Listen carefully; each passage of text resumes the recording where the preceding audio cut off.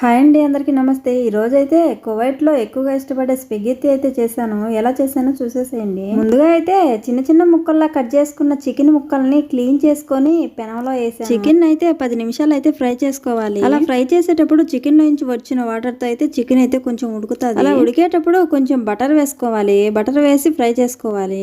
Chicken లోని water ఇంకిపోయిన తర్వాత cut చేసుకున్న ఆనియన్ ముక్కలను అయితే వేసి ఫ్రై చేసుకోవాలి.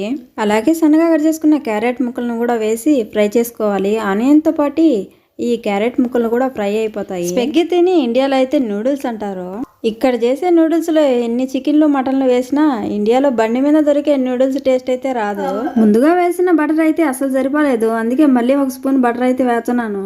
స్పెగెత్తి చేసేటప్పటికి కొంచెం నూనెగానే ఉండాలి. అందులో నేనుండే ఇంట్లో అయితే నూనె కొంచెం ఎక్స్ట్రానే వేసుకొని తింటారు. ఇప్పుడైతే మష్రూమ్ వేస్తున్నాను. మష్రూమ్ అంటే మళ్ళీ ఫ్రెష్ అనుకుంటారు, డబ్బాలో వచ్చినట్టుగానే కడిగేసి వేస్తున్నాను. ఇప్పుడు వేసిన మష్రూమ్స్ అయితే ఆల్రెడీ కుక్ అయి ఉంటాయి. డబ్బాలో వచ్చే మష్రూమ్ అయితే కొంచెం స్మెల్ వచ్చేది, ఆయిల్లో కానీ ఫ్రై చేస్తే స్మెల్ అయితే పోతుంది. ఇవన్నీ మంచిగా ఫ్రై చేసుకున్న తర్వాత లాస్ట్ లో అయితే క్యాప్సికమ్ ముక్కలను అయితే కట్ చేసి వేస్తున్నాను. అలాగే కొన్ని పచ్చిమిరపకాయలు కూడా వేస్తున్నాను. ఇప్పుడు వేసిన 3 పచ్చిమిరపకాయలు మాత్రం అసలు వాళ్ళు తినరు, ఊరిని డెకరేషన్ కి.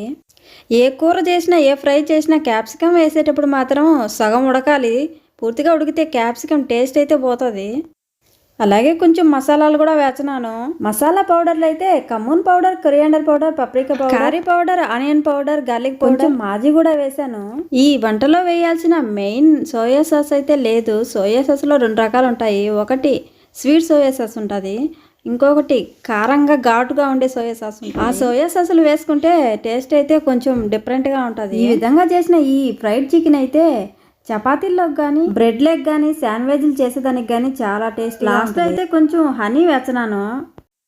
ఈ ఫ్రై చికెన్ లో నేను హనీ వేయటం మీకు ఎలా అనిపించిందో కామెంట్ చేయండి. మా కోవైట్ అమ్మ అయితే ఈ వీడియో అయితే వాట్సాప్ లో పంపించింది, స్పెగెత్తి చేయి అని చెప్పి. టేస్ట్ ఎలా ఉంటుందో చూడాలని. ఈ వంట చేయకముందే బయట నుంచి అయితే వాళ్ళు ఫుడ్ తెప్పించుకున్నారు. వంట చేయకంటే నాకేం పని ఉంటది కదా అని చెప్పి వీడియో అయితే పెట్టి ఈ వీడియోలో ఉన్న వంట అయితే చెయ్యి అని చెప్పింది. తినలేదనకన్నా కొంచెం అయితే తినింది. ఒక ప్లేట్ పైన కొదమాదంతా ఉదయాన్నే కైమాలో పనిచేసే వాళ్ళకైతే పెట్టాను. స్పెగెత్తిని అయితే ముందుగానే బాయిల్ చేసుకున్నాను సాల్ట్ వేసి.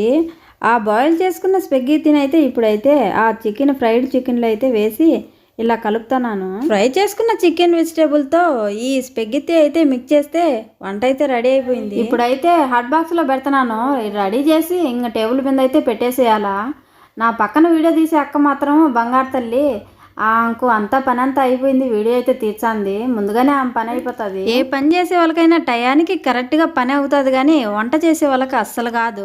ఎందుకంటే ఎప్పుడు ఎవరు ఏం అడుగుతారో ఎవరికి తెలియదు. ఒక్కొక్కసారి టైం ఎక్కువ పట్టే ఫుడ్ అయితే చెప్తారు, ఒక్కోసారి టైం తక్కువ పట్టే ఫుడ్ అయితే చెప్తారు. మరి ఈ వీడియో మీకు నచ్చితే మంచిగా ఒక లైక్ ఇవ్వండి. ఇలాంటి వీడియోలు మరెన్నో చూడాలంటే మన ఛానల్ని ఇప్పుడే సబ్స్క్రైబ్ చేసుకోండి. అలా సబ్స్క్రైబ్ చేసుకుంటే నేను వీడియో అప్లోడ్ చేసినప్పుడు మీకు నోటిఫికేషన్ అయితే అంతా. అలాగే వీడియో ఎలా ఉందో కామెంట్ చేసి చెప్పండి. Don't forget to subscribe. Thank you for watching.